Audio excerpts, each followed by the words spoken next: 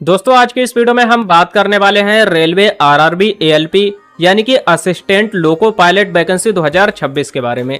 अगर आप लोग भी इसमें ऑनलाइन आवेदन करना चाहते हैं तो इस बार इसमें टोटल पोस्ट 11,127 हैं। और अगर हम क्वालिफिकेशन की बात करें तो आप लोग हाई स्कूल पास होने चाहिए और इसी के साथ में आप लोग आईटीआई किए हुए होने चाहिए या फिर आप लोगों ने किसी भी इंजीनियरिंग क्षेत्र में डिप्लोमा या फिर डिग्री हासिल की हो तो आप लोग इस वैकेंसी के अंतर्गत ऑनलाइन ही अप्लाई कर सकते हैं। अप्लाई करने की जो स्टार्टिंग डेट है वह 15 मई 2026 है और इसकी जो लास्ट डेट है वह 14 जून 2026 है। तो आप लोग इस बीच ऑनलाइन अप्लाई कर सकते हैं। लास्ट डेट नजदीक है, लास्ट डेट के चक्कर में ना रहिए क्योंकि लास्ट डेट में कई बार ऐसा होता है वेबसाइट प्रॉपर तरीके से वर्क नहीं करती है। फीस पेमेंट की बात करें तो अगर आप लोग जनरल ओबीसी या फिर ईडब्ल्यूएस कैंडिडेट हैं तो आपको यहाँ पर 500 रुपए की ऑनलाइन ही फीस का पेमेंट कंप्लीट करना है। इसी के साथ अगर आप लोग एससी एसटी पीडब्ल्यूबीडी या फिर कोई भी महिला कैंडिडेट है तो आपको यहाँ पर सिर्फ 250 रुपए की फीस का पेमेंट कंप्लीट करना है और आपकी जो फीस है उसका रिफंड भी मिल जाएगा। यहाँ पर जनरल ओबीसी वालों का 400 रुपए और जो भी एससी एसटी वाले हैं उनका 250 रुपए फीस रिफंड मिलने वाला है। पेमेंट आप लोग ऑनलाइन ही कंप्लीट कर सकते हैं। एज लिमिट की बात करें तो यहाँ पर मिनिमम एज आपकी 18 साल होनी चाहिए और मैक्सिमम एज यहाँ पर 30 साल होनी चाहिए। और अगर हम कैटेगरी वाइज पोस्ट की बात करें तो पूरी लिस्ट आपको देखने को मिल जाएगी, आप चाहे तो इसका स्क्रीनशॉट भी ले सकते हैं। तो इस वीडियो में मैं आप लोगों को रेलवे आरआरबी एएलपी वैकेंसी के अंतर्गत पूरा रजिस्ट्रेशन से लेकर के फाइनल सबमिट तक यानी कि प्रिंट आउट तक और फीस पेमेंट तक का कंप्लीट प्रोसेस बताने वाला हूं। सबसे पहले आप लोगों को रेलवे आरआरबी की इस वाले पोर्टल पर आ जाना है जिसका डायरेक्ट लिंक मैंने आपको इस वीडियो के डिस्क्रिप्शन बॉक्स में दे दिया है, या फिर आपको किसी भी ब्राउजर में टाइप करना है rrbapply.gov.in तो भी आप लोग इसी वाले पोर्टल पर आ जाएंगे। अब यहाँ पर आने के बाद ऊपर के साइड में आपको दो ऑप्शन मिलेंगे। पहला ऑप्शन है लॉगिन और दूसरा क्रिएट एन अकाउंट। तो अगर आपने पहले कभी भी रेलवे आरआरबी ग्रुप में कोई भी फॉर्म अप्लाई नहीं किया है तो आपको यहाँ पर क्रिएट एन अकाउंट वाले ऑप्शन पर क्लिक करना है। इसके बाद में यहाँ पर देखिए लिखा हुआ आ चुका है, आपने अगर पहले कभी भी 2024 या फिर 2025 में आरआरबी ग्रुप के अंतर्गत कोई भी फॉर्म अप्लाई किया है, आपने इस पोर्टल के माध्यम से रजिस्ट्रेशन किया है तो आपको दोबारा ओटीआर फिल करने की जरूरत नहीं पड़ेगी। जो आप लोगों का पहले वाला रजिस्ट्रेशन है उसी रजिस्ट्रेशन के माध्यम से आप लोग इसमें लॉगिन कर सकते हैं। लेकिन बहुत से लोग ऐसे हैं जो पहली बार रेलवे में कोई भी फॉर्म अप्लाई कर रहे हैं तो उनको यहाँ पर रजिस्ट्रेशन कंप्लीट करना है, तो हमें यहाँ पर ओके वाले ऑप्शन पर एक बार क्लिक कर देना है। अब क्लिक करने के बाद में रजिस्ट्रेशन करने का पूरा पेज हमारे सामने कुछ इस तरह से आ चुका है। यहाँ पर आप लोगों को सबसे पहले तो कंट्री ऑफ नेशनलिटी यानी कि अपनी कंट्री का नाम सेलेक्ट कर लेना है। इसके बाद यहाँ पर आप लोगों को अपनी पर्सनल इन्फॉर्मेशन को फिल करना है जिसमें कि सबसे पहले हम अपने नेम को फिल करेंगे। यहाँ पर दोबारा से अपने नेम को फिल कर देना है। नेम आपको वही फिल करना है जो भी आप लोगों के हाई स्कूल की मार्कशीट में है। इसके बाद पूछा जा रहा है कि आपने कभी अपने नेम को चेंज किया है, अगर चेंज किया तो यस, नहीं तो नो वाले ऑप्शन को सिलेक्ट करेंगे।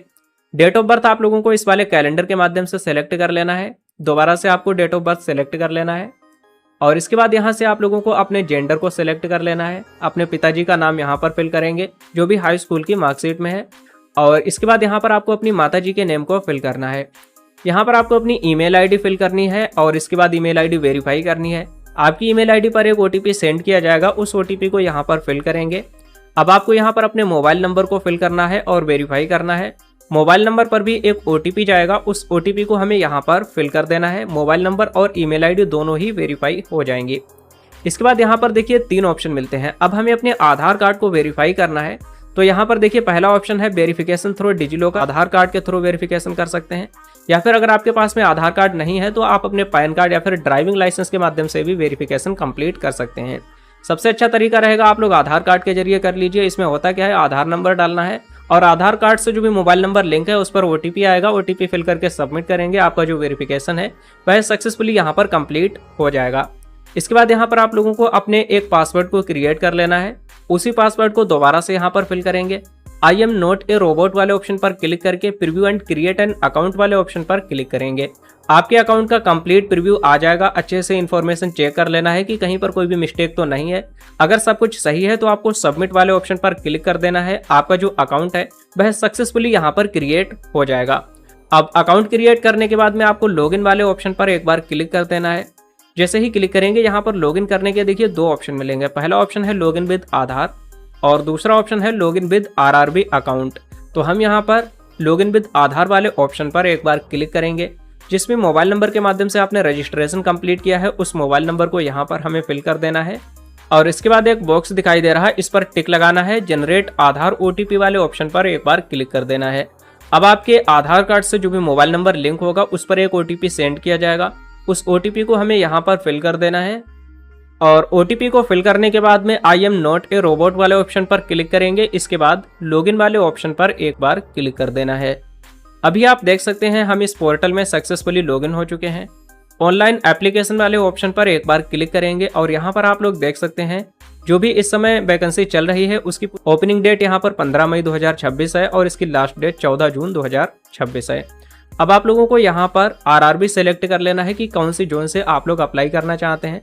तो यहाँ पर काफ़ी सारे ऑप्शन मिल जाएंगे जैसे कि अजमेर हो गया, बेंगलुरु, भोपाल, जहाँ पर भी आप लोग करना चाहते हैं अप्लाई तो यहाँ पर आप लोगों को सेलेक्ट कर लेना है।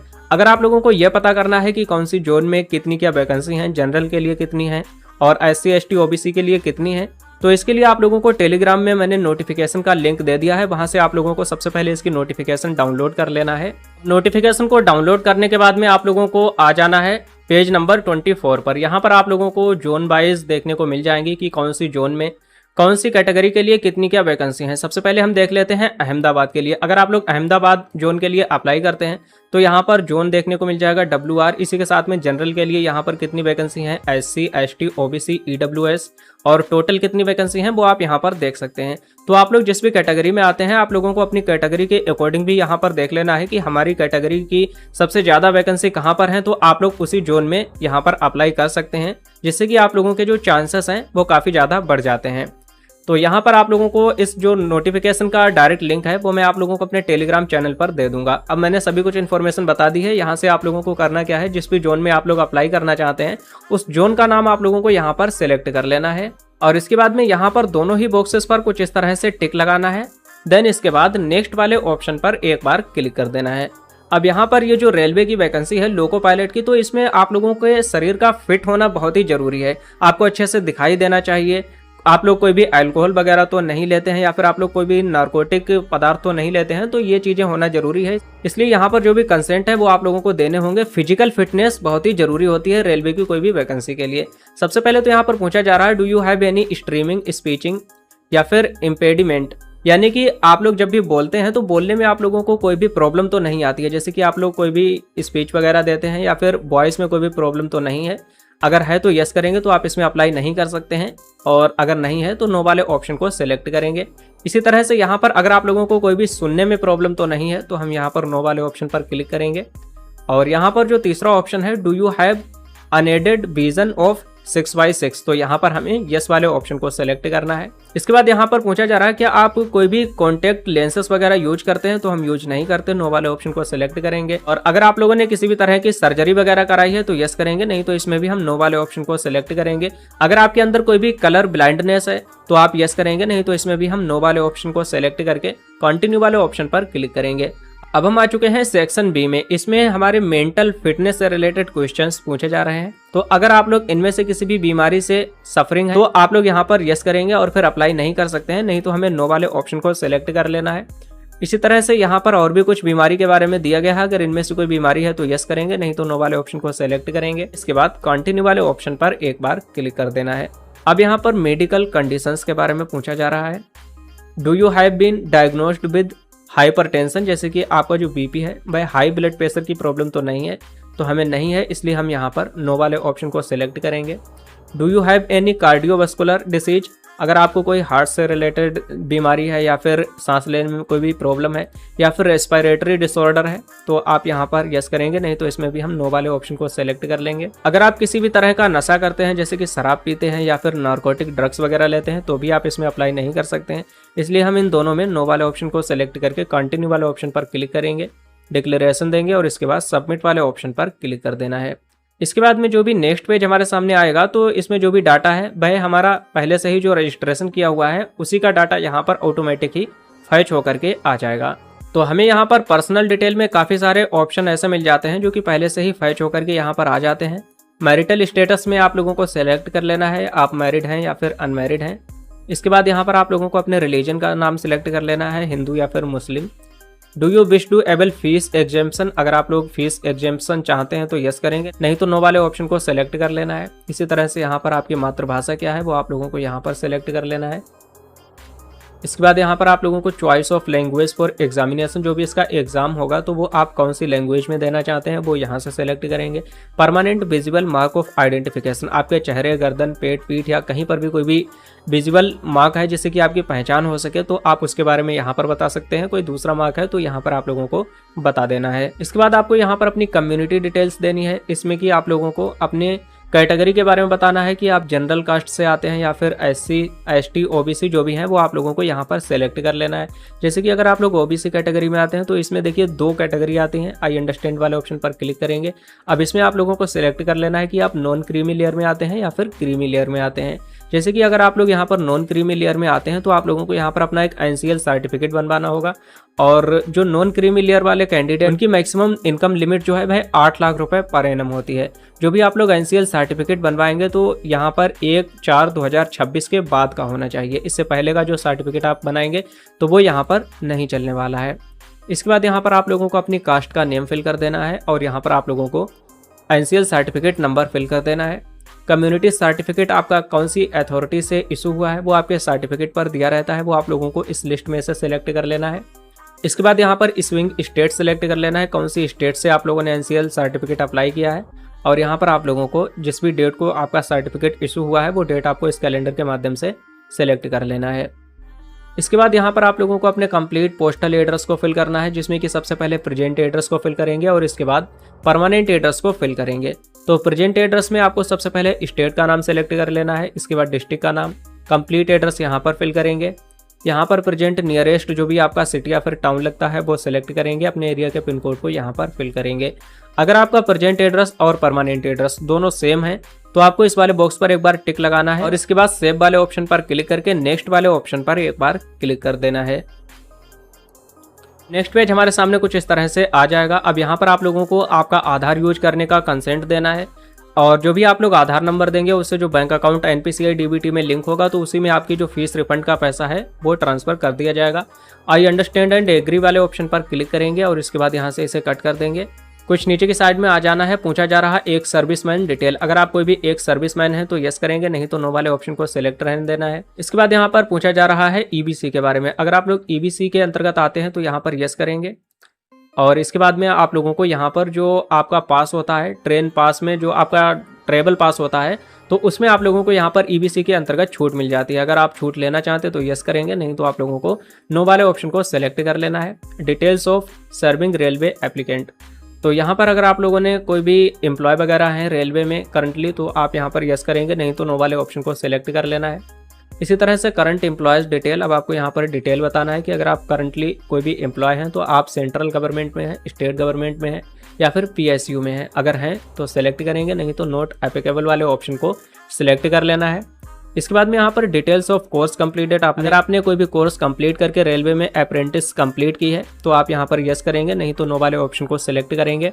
अब आपको यहाँ पर अपने आधार नंबर को डालना है। जैसे ही आप अपना आधार नंबर डालेंगे तो आपके DBT से जो भी बैंक अकाउंट लिंक होगा वह ऑटोमेटिक ही यहाँ पर फैच होकर के आ जाएगा।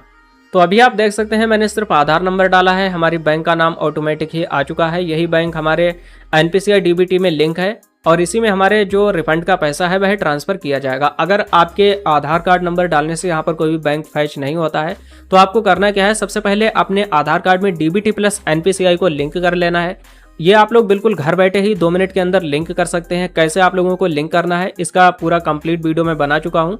इस वीडियो के डिस्क्रिप्शन बॉक्स में मैं आपको उस वीडियो का लिंक दे दूंगा। और इसके बाद आपको यहाँ पर सेव वाले ऑप्शन पर क्लिक करना है, देन इसके बाद नेक्स्ट वाले ऑप्शन पर क्लिक कर देना है। जैसे ही क्लिक करेंगे अब यहाँ पर आप लोगों को अपनी क्वालिफिकेशन की डिटेल को फिल करना है।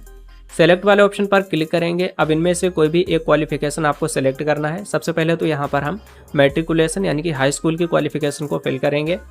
यहाँ से आप लोगों को अपने स्टेट का नाम सेलेक्ट कर लेना है, कौन से स्टेट से आपने हाई स्कूल परीक्षा उत्तीर्ण की है। डिस्ट्रिक्ट का नाम आपको यहाँ से सेलेक्ट कर लेना है।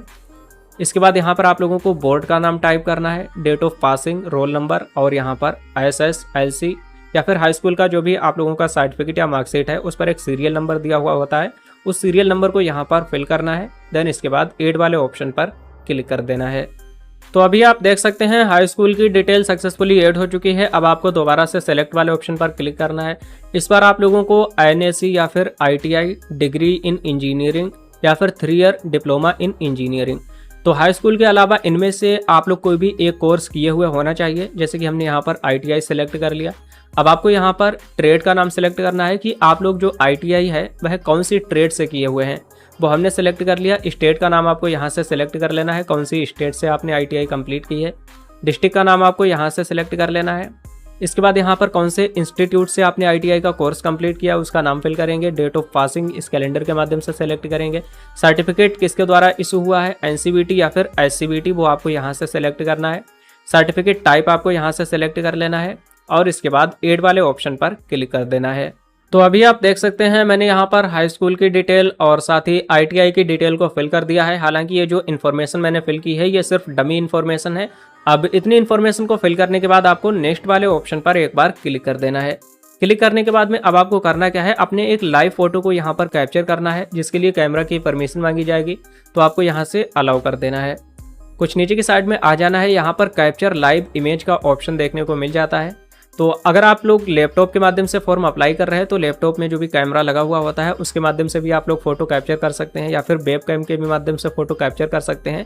या फिर ऑप्शन देखने को मिल जाता है capture live image from mobile. इस वाले ऑप्शन पर अगर आप क्लिक करेंगे तो एक QR कोड आ जाएगा। इस QR कोड को स्कैन करना है और आप लोग अपने मोबाइल फ़ोन के माध्यम से भी फोटो को कैप्चर कर सकते हैं। जैसे कि मैं आप लोगों को यहाँ पर मोबाइल से फोटो कैप्चर करने का तरीका बता देता हूँ। तो इसके लिए सबसे पहले आपको अपने मोबाइल के क्रोम ब्राउज़र को ओपन कर लेना है। इसके बाद यहाँ पर आपको एक लेंस का ऑप्शन दिखाई देगा, हमें इस वाले ऑप्शन पर एक बार क्लिक करना है और इसके बाद में यहाँ पर जो QR कोड दिखाई दे रहा है इसे आप लोगों को स्कैन करना है। वेबसाइट आपके सामने आ जाएगी, इसे ओपन कर लेना है। यहाँ पर आने के बाद में सबसे पहले आपको लॉगिन कर लेना है। लॉगिन आधार वाले ऑप्शन पर क्लिक करना है। जैसे मैंने आप लोगों को लॉगिन करने की प्रक्रिया बताई है सेम उसी तरह से आपको यहाँ पर लॉगिन कर लेना है। जैसे ही आप लोग लॉगिन करेंगे तो यहाँ पर आपके मोबाइल फ़ोन का कैमरा यूज करने की परमिशन मांगी जाएगी। तो हमें यहाँ पर अलाउ दिस टाइम इस वाले ऑप्शन को सेलेक्ट कर लेना है।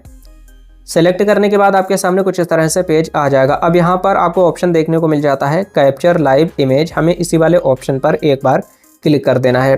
क्लिक करने के बाद में यहाँ पर कुछ इंस्ट्रक्शंस दिए गए हैं किस तरह से आप लोगों को लाइव इमेज को कैप्चर करना है। अगर आप 3 बार में इमेज को कैप्चर करते हैं, कैप्चर नहीं होता है तो 5 मिनट बाद आप लोगों को कैप्चर करना है, 5 मिनट आपको वेट करना है। नीचे की साइड में आप लोगों को ऑप्शन देखने को मिल जाता है कैप्चर लाइव इमेज का, हमें इसी वाले ऑप्शन पर एक बार क्लिक कर देना है।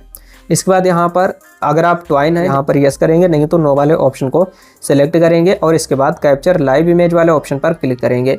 तो अभी आप देख सकते हैं अगर आप लोग इस तरह से अपने फेस को कैप्चर करेंगे तो आपका जो फेस है वह कैप्चर नहीं होगा। तो इसके लिए आप लोगों को पूरा वाइट बैकग्राउंड चाहिए, बिल्कुल क्लीन बैकग्राउंड होना चाहिए, आपके फेस पर बिल्कुल प्रॉपर लाइटिंग आनी चाहिए, अभी आप लोगों का जो फेस है वह अच्छे से कैप्चर हो पाएगा।